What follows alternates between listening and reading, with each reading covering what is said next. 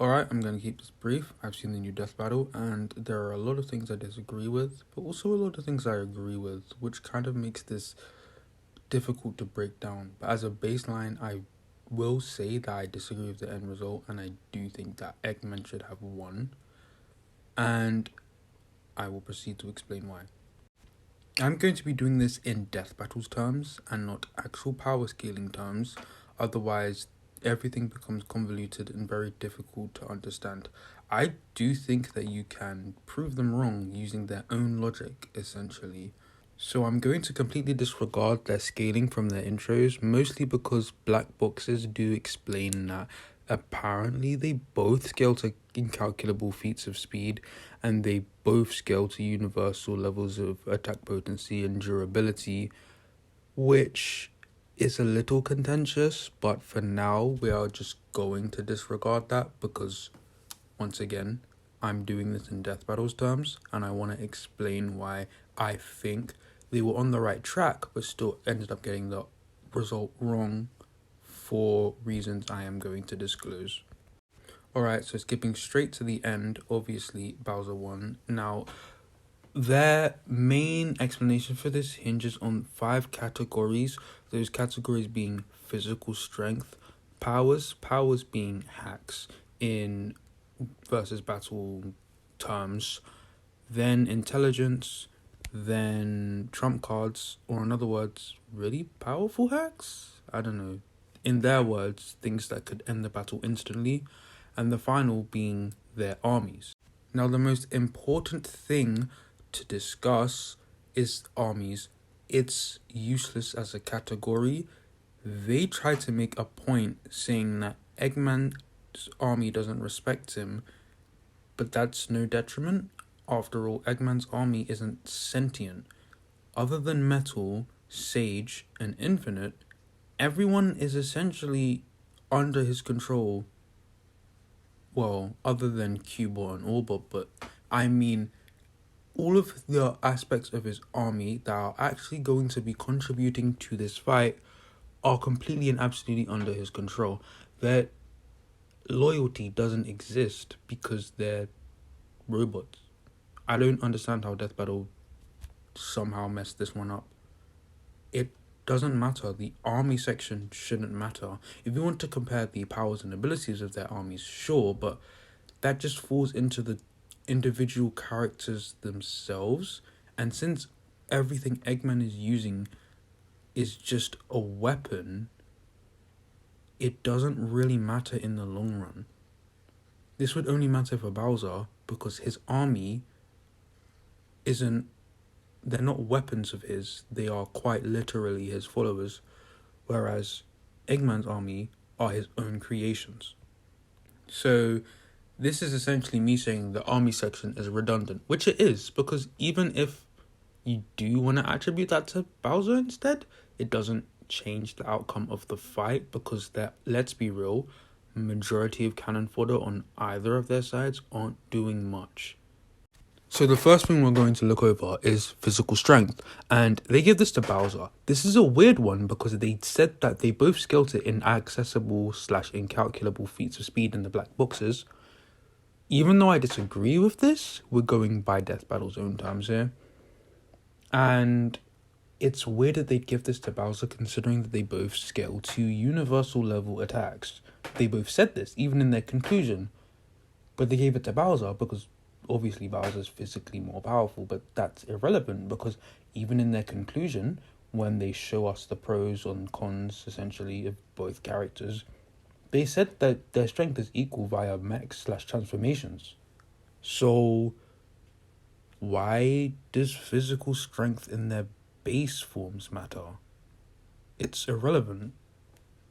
This essentially introduces the issue of them creating categories that makes it look like Bowser had an innate advantage even though he didn't. According to their own logic, it doesn't make any sense. But this wasn't even like the most significant part. The next section is. Now, I am not going to sugarcoat this. I have no idea why they separated powers and trump cards because they are the same thing.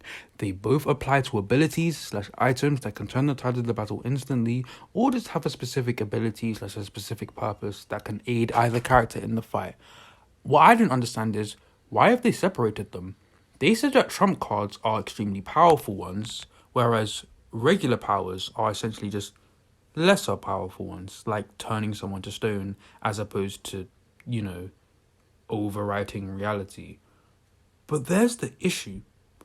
Lesser powerful, powers would just be redundant in the face of more powerful powers, if that makes sense.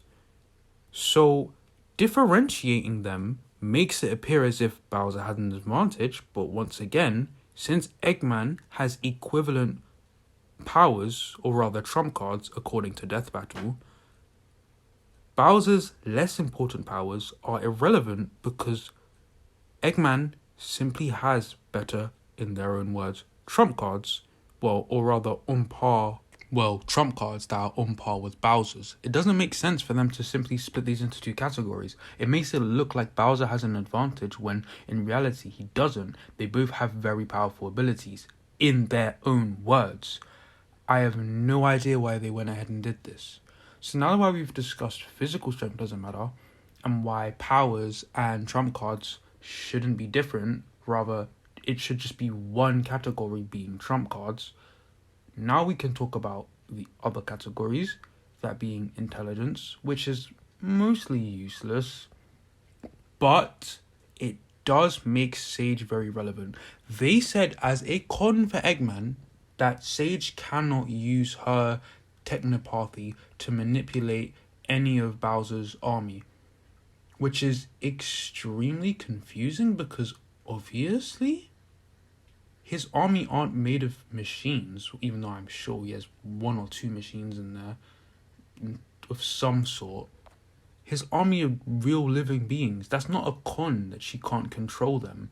It's a given. I don't know why they've also tried to use this to make it look like Eggman loses.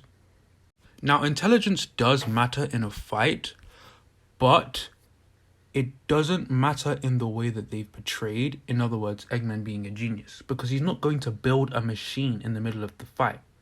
That would just not work, especially in a versus battle context. Now, what does matter is battle IQ and running, for example, as they literally stated, Sage can run millions of simulations of a fight. So why did this not come into play at all? They mentioned it in the intros, but it just didn't come into play in the actual fight. Even though this is an aspect of intelligence that would help, not in the way that they described. But this is just a minor gripe. In other words, intelligence doesn't really matter. So, I've explained why their armies are quite literally irrelevant, but if you really, really want it, then you could say that Bowser's army is loyal, which is the case here. Even though I do disagree with the notion of the entirety of Eggman's army not respecting him, because Eggman does have a relationship with metal. You can see this in the IDW comics. And he also has a relationship with Sage, which is very obvious throughout the entirety of Frontiers. And Infinite kind of needs Eggman. He kind of is the one who provided him with the Phantom Ruby and allows him to use its power. So no one in Eggman's army is going to be betraying him anytime soon, at present. So considering the rest of his army is made of literal robots that just follow his orders anyway, loyalty shouldn't matter. But if you really want to give it to Bowser, you can give it to Bowser. Then you go into intelligence, which is a point for Eggman. I personally believe intelligence in the way they're described doesn't really matter, but if you want to use it in the battle IQ way and say that Sage running simulations can help, this is true, so you can give that to Eggman. And I explained why powers and trump cards are the same thing, and they tie in those, according to Death Battle. And I've explained why physical strength doesn't matter, because according to Death Battle, it's equivalent, even though they gave physical strength to Bowser.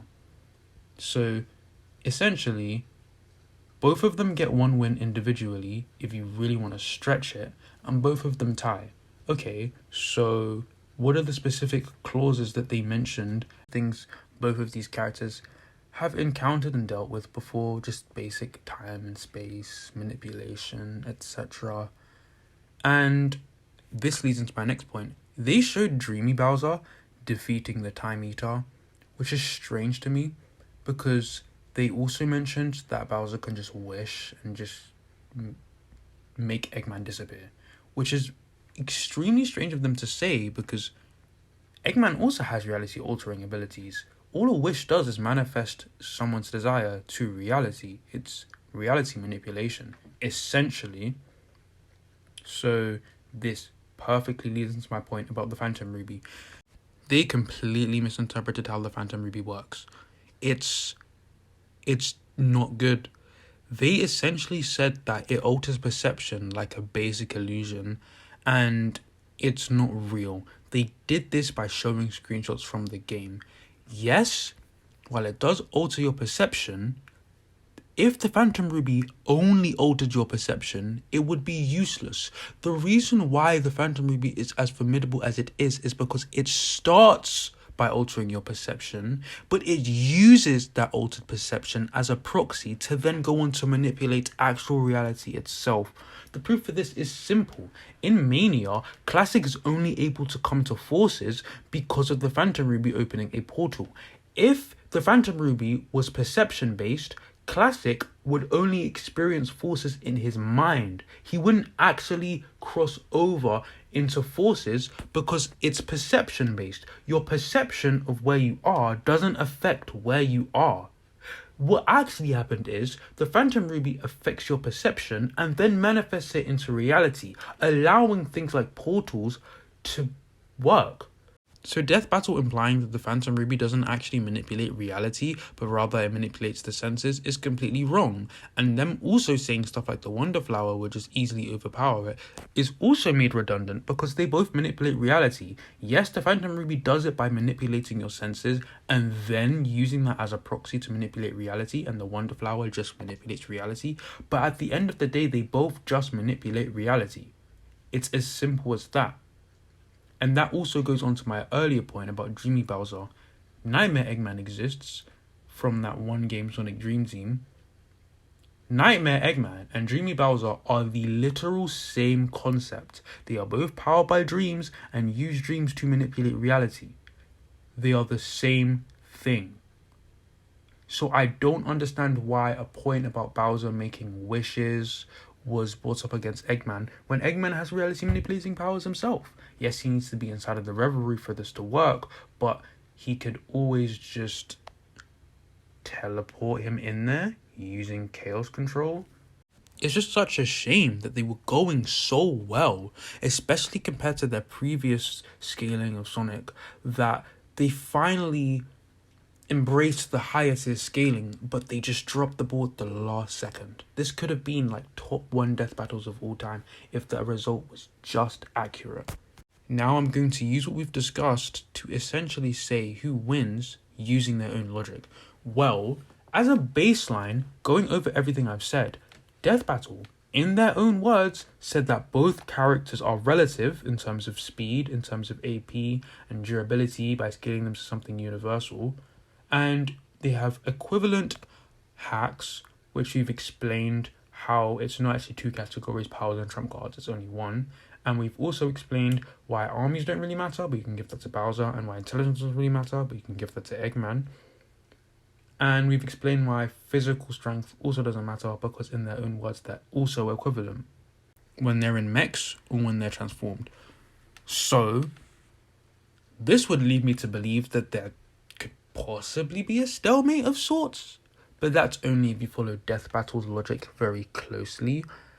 In my personal opinion, they mentioned that the Chaos Emeralds scale to Solaris. The Chaos Emeralds can break the universe, but so can the Grand Stars. Arguably not as much given the Emerald scaling to Solaris. To scale above Bowser, but there are more Power Stars than Chaos Emeralds. This is an issue because Chaos Emeralds can be empowered using the Master Emerald, or you can use them in conjunction with the Soul Emeralds. A 7 times 7 multiplier is 49, and then you can multiply it by 7 on top of this. Yes, it's not as many as the Power Stars that they mentioned, but it's still enough considering they said the Chaos Emerald scales to Solaris, who scale above Bowser. It's enough for you to say, wait, isn't that an advantage for Eggman? Even though they kind of just glossed over it.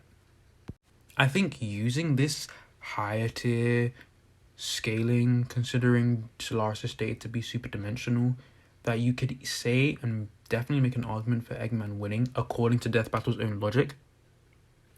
And I don't think there's as strong an argument for Bowser winning, other than him countering most of Eggman's abilities, which he does, according to their own logic.